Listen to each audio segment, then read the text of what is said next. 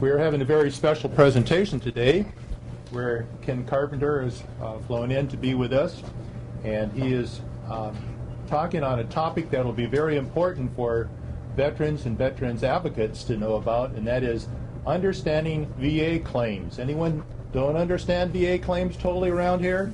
Yeah, I think we all qualified. Understanding VA claims for accrued benefits and dependency and indemnity compensation. Sounds like a lot of lawyer talk, but Ken happens to be a lawyer, so I'm going to turn the bulk of this program over to you, and in about an hour or so, we'll take a break. Okay. Or whenever you need to, but Ken, take it away there. Thank you very much, Dennis. My name's Ken Carpenter. I'm an attorney in Topeka, Kansas. I've been practicing veterans law since the middle of the 1980s. That was before the court was created, and I have developed what I think is regarded as to a fair amount of expertise in this area, and one of the few people who can probably claim that they actually understand this system. And of course, one of the things you have to recognize in understanding this system is that you really don't understand it. And that's the beginning of understanding how this system works. What I'm going to talk about today, and it's of a special interest, or it has become of a special interest to me as a veterans law practitioner, is what are generally called death benefits or survivor benefits. This is for that class of individuals who are left after the veteran passes away. And these are benefits that are called within the VA jargon. And part of the challenge in learning about veterans law is that you have to learn the language. You have to learn the jargon. If you don't understand the verbiage, you're not going to be able to effectively represent people in their attempts to get the benefits to which they're entitled. And the type of benefits that we're going to talk about today are what are called accrued benefits and dependency and indemnity compensation. Ironically, the VA, as it tends to do, makes decisions that to an outsider don't appear to have any logical reason behind them. And this is one of those perfect examples in which these are two distinctly different types of VA benefits, but those VA benefits are provided on a single VA form. So when you make application for these survivor benefits or death benefits, you fill out a VA form 21-534. And in the materials that I provided for you all today, under Exhibit 1 at the end of the materials, you will find a complete copy of about the 12 pages that are required to be filled out. And filling out VA forms is about as challenging as filling out IRS forms. It's extremely difficult to do, and they ask a surplusage of information, 90% of which is simply not relevant. But the VA controls, as when we were kids, the ball and bat, and it's their field, and so you have to fill out their forms. And there is a provision under VA law that if your application is incomplete, then the VA has an obligation to inform you of that and to explain to you what it is specifically that they need to complete the form. So most people get intimidated feeling like they have to fill in every blank, which of course is probably advisable, but they don't want to send it in until they have every blank filled in, and that they actually understand what it is that they're filling in and why they're filling it in. Quite frankly, your better strategy is to fill in as much as you can, and the key things are the veteran's name, the veteran's Social Security number, the veteran's address, the survivor's name, the survivor's address, and beyond that, quite frankly, if you can't get it completely filled out, don't worry about it, because they're going to be obligated by statute to tell you why your application is incomplete. Another curious thing is, and this I suppose somewhat dovetails with the notion of having a single application for both accrued benefits and dependency and indemnity compensation benefits is that there is a specific VA regulation at 38 CFR 3.152B1. And of course, you will hear me from time to time rattling off these VA statutes and VA regulations, which of course is why I wrote them down for you. Trying to penetrate understanding this takes a great deal of time, a great deal of patience, a tremendous amount of actual experience. And it's like anything else, the first time you get up to try to do something, whether it's ballet or hitting a baseball or trying to master a different language, it's all about practice, practice, practice. And when you practice, you get experience. And when you get that experience, you have the opportunity to take advantage of what you did wrong the last time. And please do not understand that just because you happen to have a law degree, as I do, that you are in any better position than someone without a law degree to penetrate this system. I was practicing for more than a decade before I started doing VA law, and I can assure you that it was as impenetrable to me in the early 1980s as it was to any of you who attempted to look at Title 38 of the United States Code or Title 38 of the Code of Federal Regulations and try to figure out what on earth they were talking about. And you can go to the VA's website at www.va.gov, access all of the VA forms and read those forms, complete those forms, send them in to the VA, and you're still not going to understand it. I've been doing this work since the early 1980s, and quite frankly, I learn something new every day. And it's the kind of thing that if you don't practice in this area and you don't do it over and over again, then it's very unlikely that you're ever going to understand it. And the key, quite frankly, is to reach out to other people who are doing this same kind of work. I work with a national organization called the National Organization of Veterans Advocates. Its acronym is NOVA, and NOVA is an organization that helps train people who are accredited to represent veterans at the court and before the VA. And these individuals are both attorneys as well as non-attorney practitioners or agents, as I understand most of you are, who are trying to get accredited in order to assist individual veterans in making their application. So I digressed from 38 CFR 3.152B1 to tell you about that VA regulation, which specifically says that the application for accrued benefits is an application for dependency and indemnity compensation.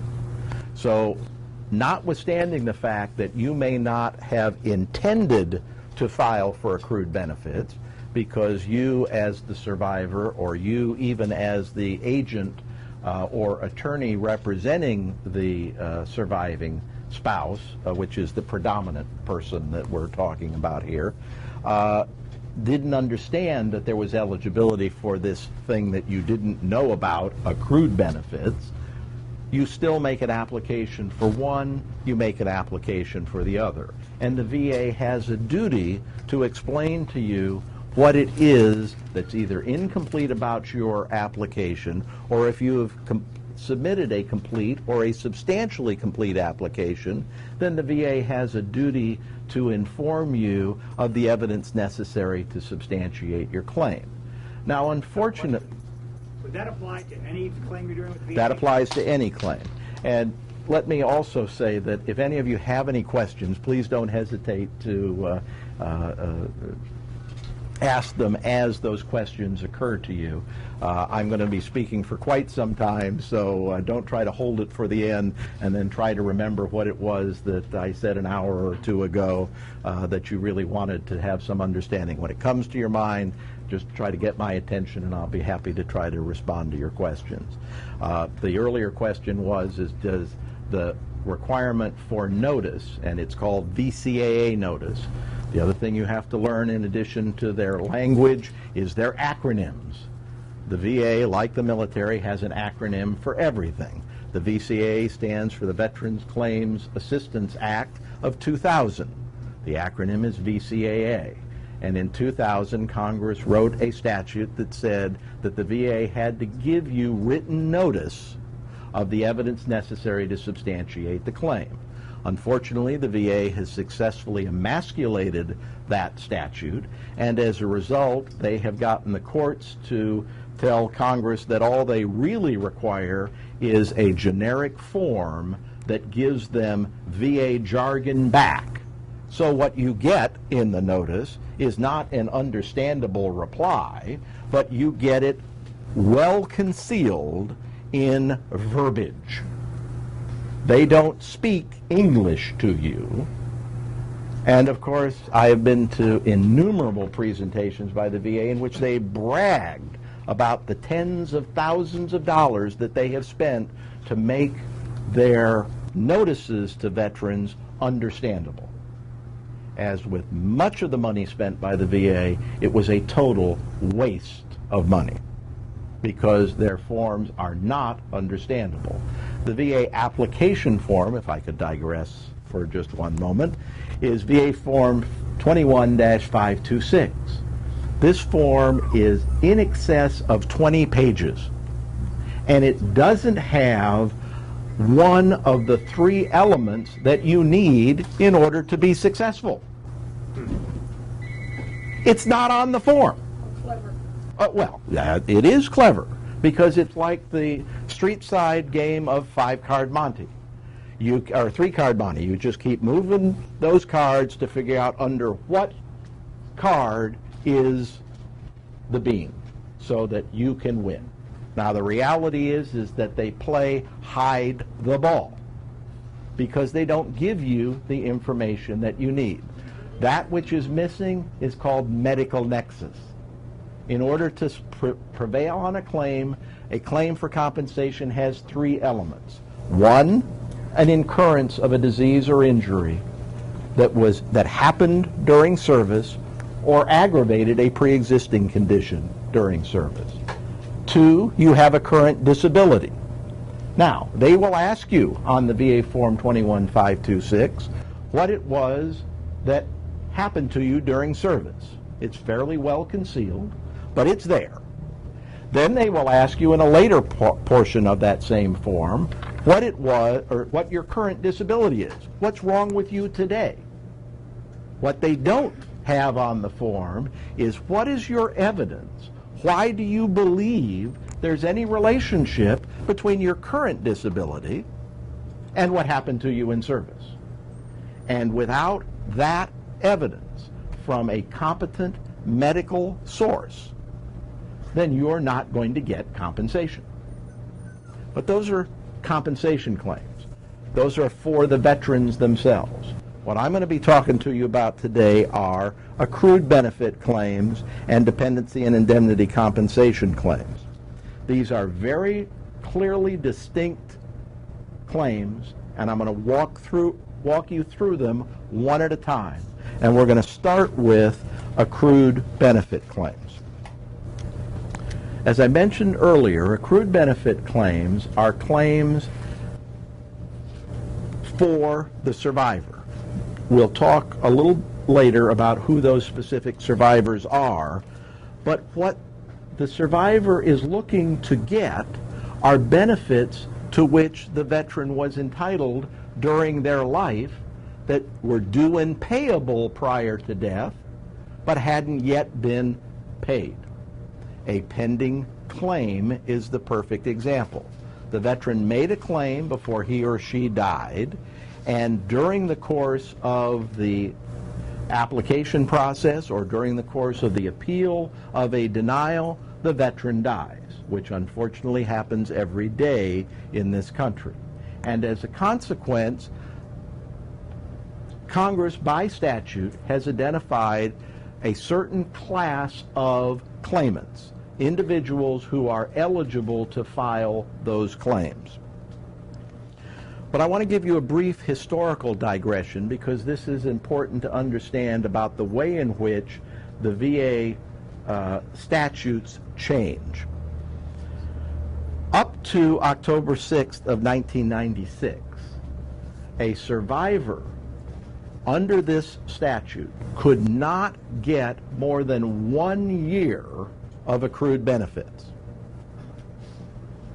The survivors were limited to 1 year.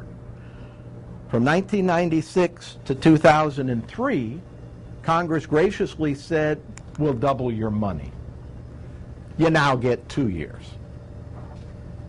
December 16, 2003, Congress, in its infinite, although far delayed, wisdom, decided that the limitation on the number of years of accrued benefits should be lifted. Unfortunately, the veteran has to die after December 16, 2003. If the veteran doesn't die, if the veteran died before that, and they died in the window between 1996 and 2003, the survivors are limited to 2 years. If they happen to have died before 1996, 1 year.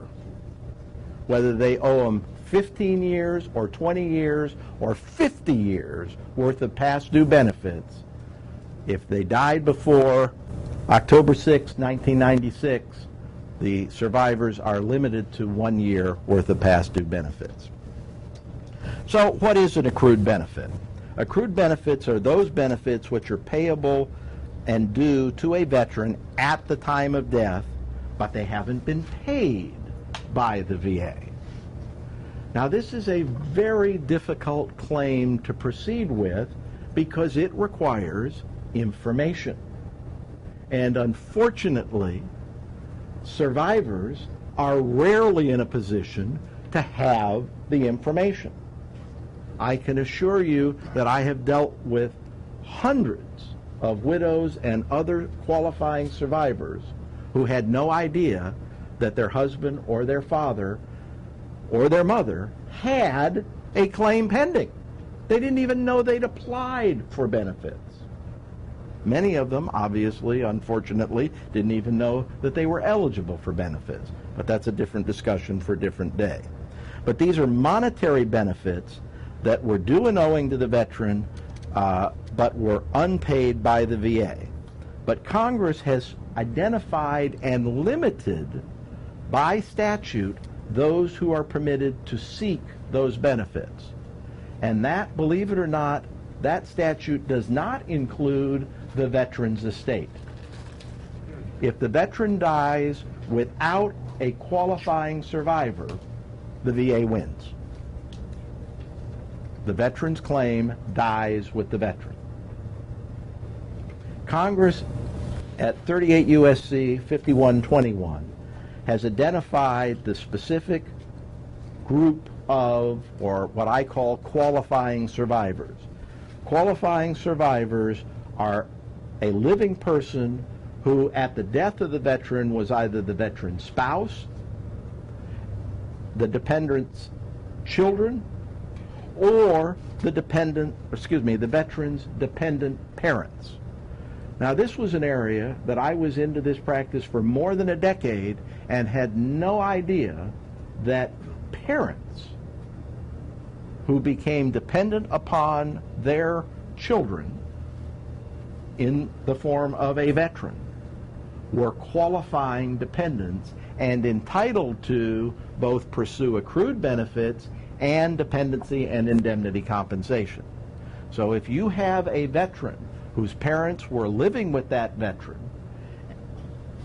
and were dependent on that veteran for support, that veteran could get additional benefits on top of his or her VA disability benefits for caring for his or her dependent parent. And at the death of the veteran, that dependent parent or parents would be entitled to pursue these claims that we're describing or referring to as accrued benefits.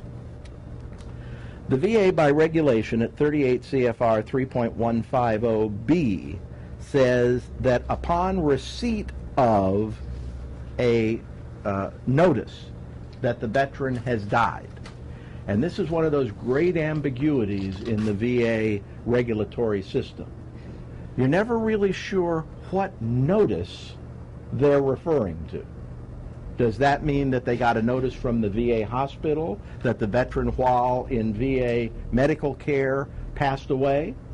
That they got a notice from the spouse that the veteran had died? It simply says, upon receipt of the notice of the death of a veteran, an appropriate application will be forwarded. Now, the reason that this regulation is important is that if you can demonstrate that any of these qualifying survivors told the VA, like they sent the check back and notified them of the death of the veteran, this statute requires the VA, upon such notice, to send them an application. And if they don't send the application, what happens? The clock doesn't start to run, because these applications have to be filed within 1 year of the death. If you don't file them within 1 year of the death, use it or lose it. Those are words to live by in the VA law. Excuse me, Ken, would you repeat that, please, and explain? Okay. I've been asked to repeat that and explain it, just in case the reception from the camera didn't get the question. This regulation says that upon notice of the death of a veteran, the VA is required to send qualifying survivors an application. What application? Exhibit 1, VA Form 21534.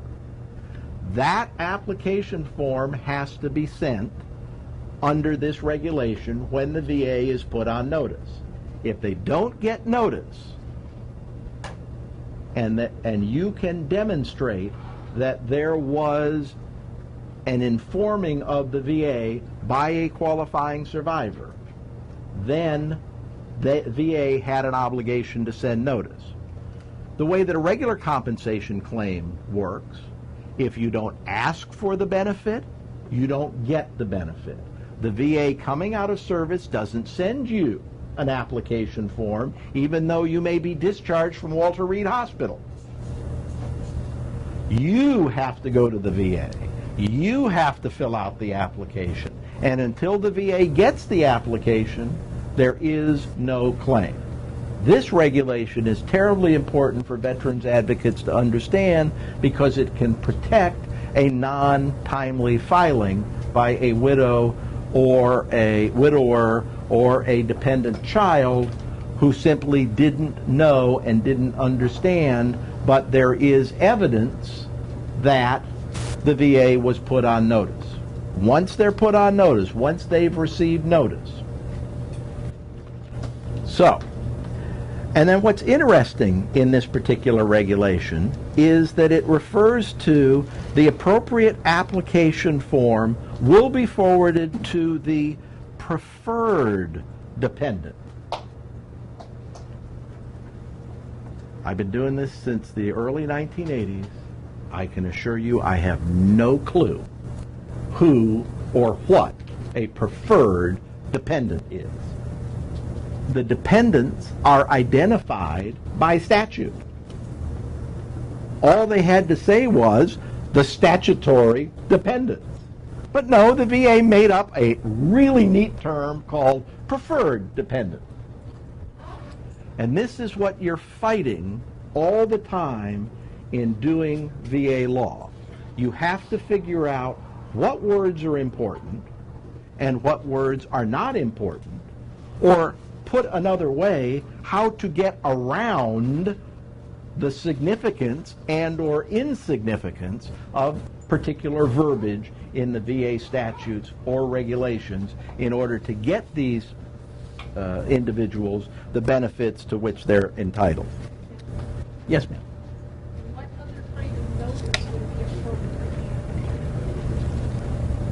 I mean, could someone send an obituary from a newspaper or a copy of it as a notice of the death? You have to repeat the question.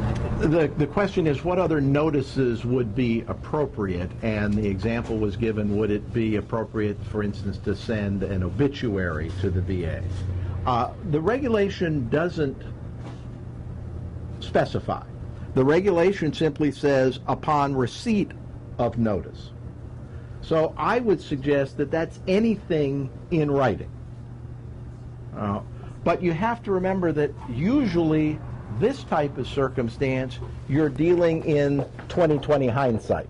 You're dealing with something that happened 5 years ago, 10 years ago, 20 years ago, that you need to develop the documentation for. You know, did grandma send something to the VA? Did mom send something to the VA?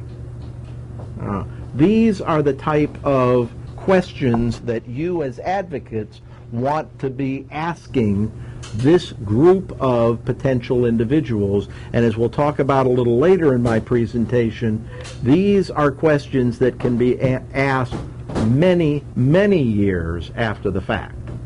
But what I hope to be able to do in this presentation is to give you as many different circumstances for you to think about, to plant the seeds, to put it into the back of your head, to be thinking about, well, when I'm talking to someone who's talking about a claim for survivor benefits, I'm talking to a widow, I'm talking to a widower, and widowers are often overlooked, particularly with the amount of women who now serve. Widowers qualify as surviving spouses the same way that widows do. You know, there is no sex differentiation between the fact that dad may have had a separate job. It's not important. If mom was in the service and mom had a service-connected disability, then that is a qualifying survivor along with the dependents, who would be the children or the dependent parents. But there is a 365-day filing after the veteran has been deceased? That's correct. Well, let me clarify something. You're talking about accrued benefit. Yes. Okay, we're not talking about, you can file for a service-related death at any time, correct? Well, the question that has come up is can you file for a service-connected death at any time?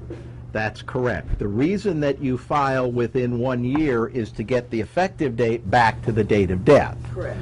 The question is can you file it at any time? Certainly you can file it in the second year or the third year, but then the effective date is the date of the application. Correct. Okay? So that widow or widower or other persons designated to receive that, if it was past the year, could, if it was 3 years from down the road, they could get it back to when you filed, but not be before that? As a general rule. And the thing that's important to understand about doing VA claims is there's the general rule and then there's the exception. And part of your challenge is to learn those exceptions, because it's those exceptions that will get the effective date back to the date of death. So is there any place those exceptions are listed, like in a medical plan, where at the back they have the exceptions? No, ma'am. The question was, is there any place where these are listed, like in a medical plan or in a VA benefit plan? No.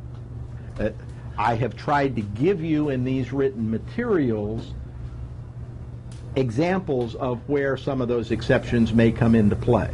But the problem is that almost all of it is what we like to say in the law is case specific. And so you have to know what the specific facts are in the specific case to figure out what your, if you will, end around or exception would be in order to be able to get an earlier effective date. And that's a term of art within the VA, earlier effective date, when you're trying to get the effective date back from the date of the claim back to an earlier point in time. Okay? Now, one of the things that the statute makes clear is that only surviving children are entitled to benefits as a qualifying survivor. So the children have to be either minors or they have to be dependent minors, or excuse me, dependent children. And what's disabled children? That's where he's going. And the definition of a dependent child who is an adult child is a child that became disabled prior to turning age 18, but the definition of a dependent child is that child must not be capable of providing for their own assistance. And that it can be a very fuzzy area. Now, clearly, the more profoundly disabled the child is, the less there's any quarrel about that. But if you're talking in the nature of a psychiatric disability, or you're talking in the nature of a learning disability, you're talking about less clear disabilities. Okay? And that then becomes part of the art form, if you will, of this type of veterans advocacy. Question, Ken, and I won't hesitate deep. If you have a dependent child under the age of 23, still going to school, would that qualify them for those benefits? No. The question is would a dependent child going to school qualify as a dependent for accrued benefits? And the answer is no. The answer used to be yes, but the statutes have changed. A dependency by continuing to go to school is a different program. It's under Chapter 35. It's for dependent education benefits, and those dependent education benefits are for persons between the ages of 18 and 23 whose parent is totally and permanently disabled. But that's a different type of program than accrued benefits and dependency and indemnity compensation. And if I start getting digressed into those, I'll be here until midnight, which I'm happy to do, but you know, I'm not sure you all would want to have to suffer through that. The point I was trying to make was this. The statute talks in terms of the children in equal shares, but it doesn't talk about what happens between the spouse and the children.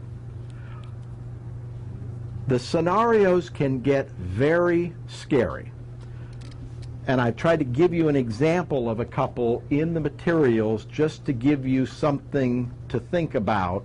And so I'm not going to spend a lot of time on those unless somebody has some particular question about them. It simply is problematic because the statute is not clear as to what is meant. And the point that I'm trying to raise here is that your surviving spouse can be in competition with the children. And you as a veterans advocate need to decide, particularly as a accredited agent, who your client is. As an attorney, I can have more than one client in the family so long as their interests don't conflict.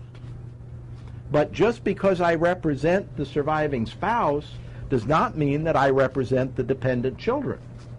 What happens if this surviving spouse is wife 2, 3, 4, 5, or 6 and just happened to be the surviving spouse at time of death? And yet there are minor children from an earlier marriage. Those are different qualifying survivors. And each of those qualifying survivors is entitled to the accrued benefits. But the accrued benefits is going to ultimately be a lump sum.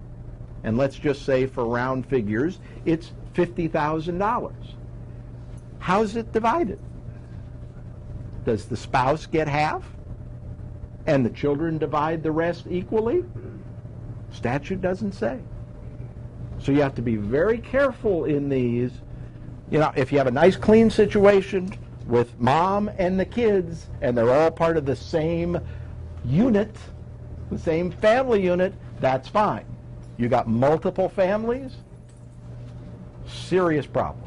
And then what's your obligation as an advocate to notify these other people? Quite candidly, you don't really have an obligation to notify them. But is that the ethical thing to do? Is that the correct thing to do? Got lots of very difficult questions here. A question on that. So if Yes. you're an advocate, are you engaged by one of these parties? Or And that's the question. Who engaged you? And can a dependent child engage you? Or does an adult have to do that on their behalf? And what if mom engages you and says, I want you to represent me? I don't want you to represent these children, because if there are accrued benefits and there's $50,000 worth of past due benefits, I want that all in my account. I don't want to share with my kids. Now, those are separate benefits from dependency and indemnity compensation. Dependency and indemnity compensation is regular monthly payments, and we'll talk about those when we get to dependency and indemnity compensation. Okay.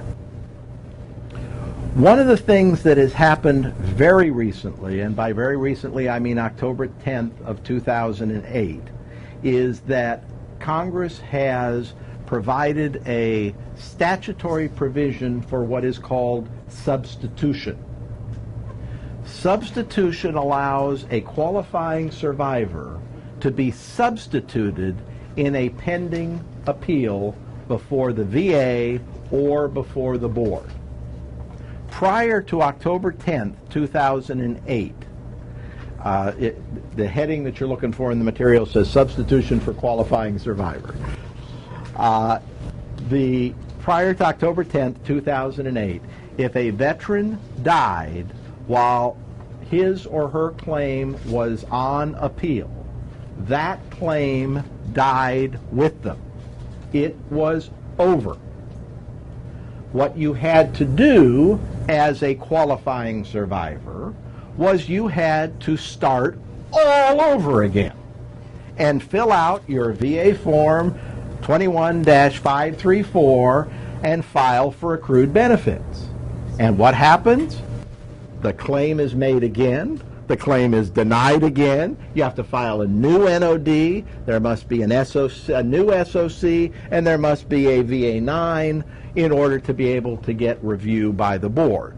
Or if your claim was already at the board and awaiting a board decision, maybe even there'd been a board hearing from a traveling section, or they actually went to Washington, that claim, no decision prior to death, that claim was over, and the surviving qualifying survivors started all over again. As of October 10th, 2008, Congress finally put a stop to that silly nonsense.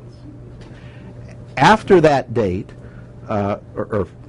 from that date, Congress enacted a statute at 38 U.S.C. 5121 capital A.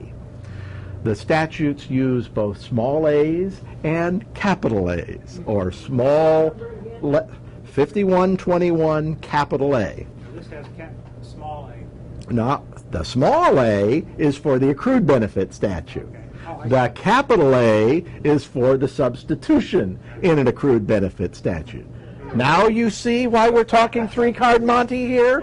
The faster the hands, the less you're likely to see under which card the P is.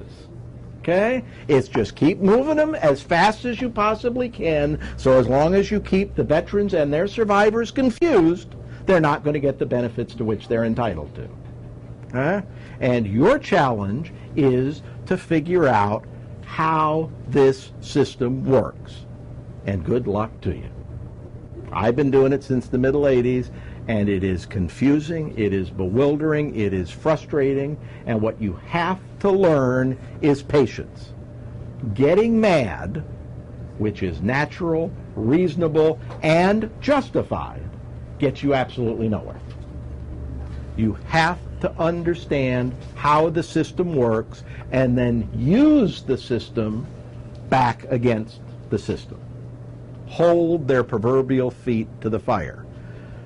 The reason that this substitution statute is important is that what this statute allows for the first time is that a qualifying survivor can file a motion or a request with the VA or with the board to be substituted. In any civil lawsuit, if a person dies, his estate can, or her estate can be substituted into that litigation. VA benefits never had a process for that. There was never a statute until October 10, 2008. In the exhibits that are attached to your materials at Exhibit 2 and at Exhibit 3 are motions that I have developed for claims that are pending at the regional office level and claims that are pending before the board. The difference is the VA-9 has been filed or the VA-9 hasn't been filed. An NOD has been filed, you're at the regional office. You're waiting for an SOC. The SOC was filed, but the VA-9 hadn't been filed yet, then you're still at the VA. And you can file a motion to substitute, and then you, as the qualifying survivor, or as the representative of the qualifying survivor, can be substituted in as the claimant and allow that appeal to continue, so that you get the decision in the normal delay of adjudication, which is about 3 to 5 years, as opposed to starting all over again to start that process all over. So even if your claim had been pending prior to October 10, 2008 for 10 years, the veteran died, the widow, the dependent children, dependent parents had to start all over again. As of October 10, 2008, you can now file a motion to substitute. Ken, would you explain to them what a VA Form 9 is? Oh, okay. I guess I had made an assumption that you all had gotten that far in understanding the VA system. The appellate system in the VA requires a claim to be filed, a rating decision to be made, notice of that decision, and that starts your appeal clock. You have 1 year from the date of the notice of a denial of any VA benefit to file a notice of disagreement. A notice of disagreement by statute triggers the responsibility of the VA to prepare a statement of the case. Notice of disagreement is, the acronym is NOD. And the statement of case, or SOC, is what you get back from the VA after you file your VA-9. You have 1 year to file it, no time limit on the VA. When they damn well get ready to do it, you'll get your statement of the case. But you only have 60 days from the date of the statement of the case to complete your appeal. This is the only system that I am aware of in this country in which veterans are presumed to be stupid and have to tell the VA not once but twice that they really, really wanted to appeal. You can't just tell them once. You have to tell them twice. And if you don't tell them that you really meant it within 60 days of the receipt of the statement of the case, your appeal goes away. And you have to start all over again. And you have to start all over again with new and material evidence. And if you don't have new and material evidence, then you can't start all over again, or you have to be able to show clear and unmistakable error in the decision that you had tried to appeal.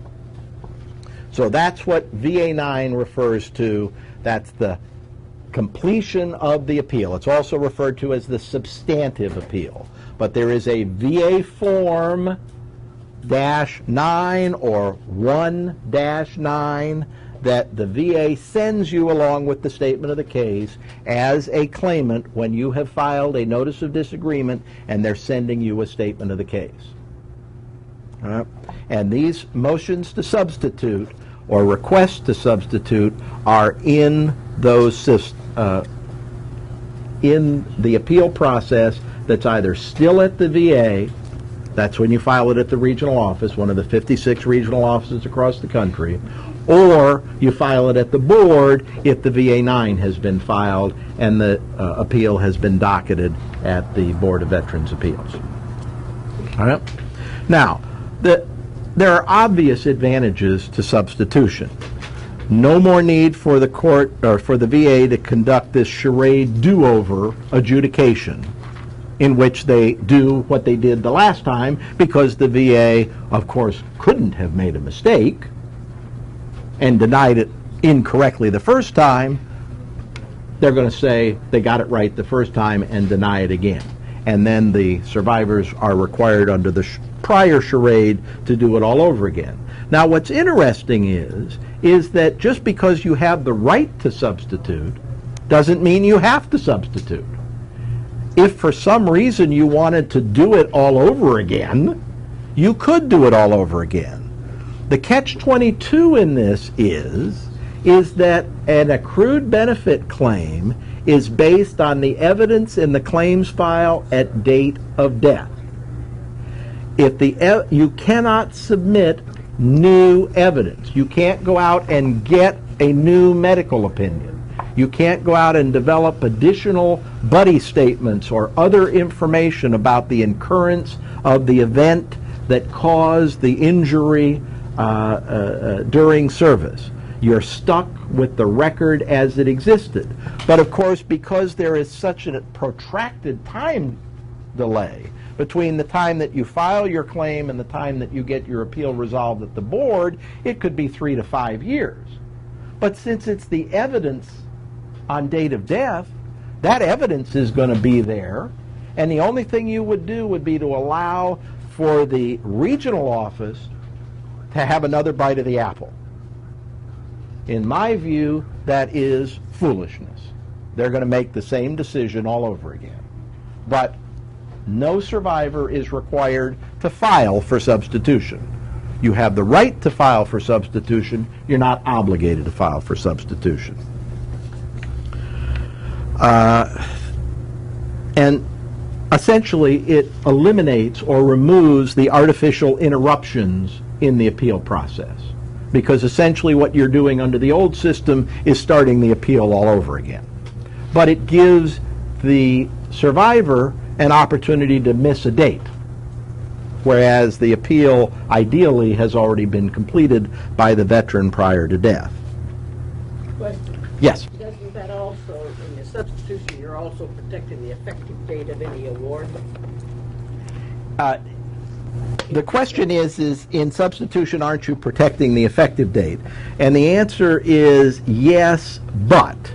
And the but is that in an accrued benefit claim, the effective date isn't at issue, because whether you're starting all over again or you're substituting, it's the date the veteran filed that claim. So that effective date remains the same whether you get a do-over or you substitute.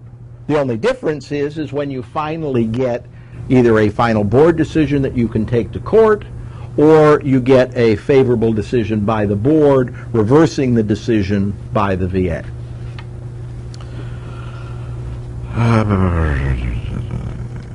Okay. My recommendation is I'm sorry. One other thing that you need to be aware of about substitution, and it goes back to this strange thing going on with a accrued benefit claim, is a claim for DIC benefits. Let's assume that you substitute for a pending claim. The fact that you substituted for that pending claim does not relieve the survivor for qualifying or for filing a claim for dependency and indemnity compensation. So you still have to file the same form. So what do you do when you file that form and you substituted?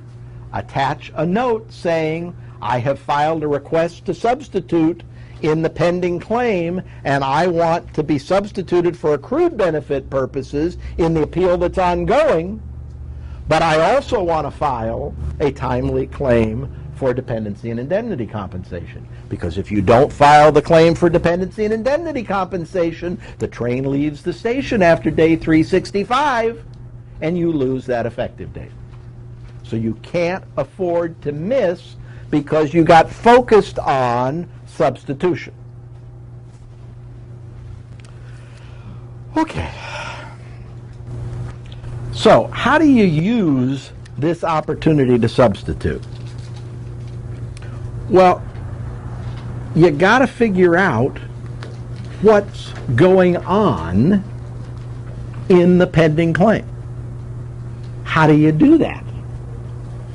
You got to have access to the claims file. Where's the claims file? In the possession of the VA.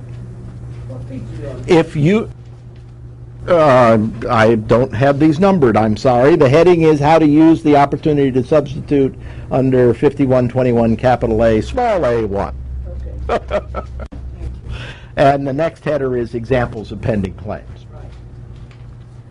So what I want to try to do is to give you examples of what are pending claims so that you can know whether there is or isn't a pending claim.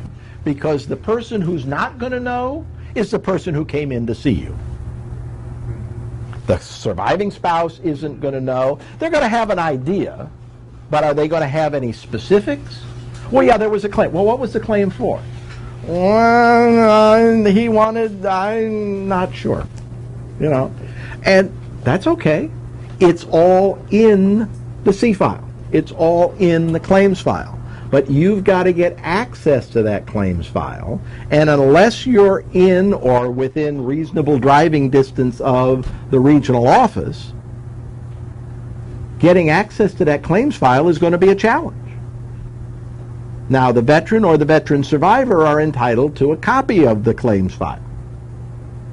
So at least what I do in my office is the first thing we do is to have a release form signed to release a copy of the claims file, because I want to look at the actual documents. Under examples of pending claims,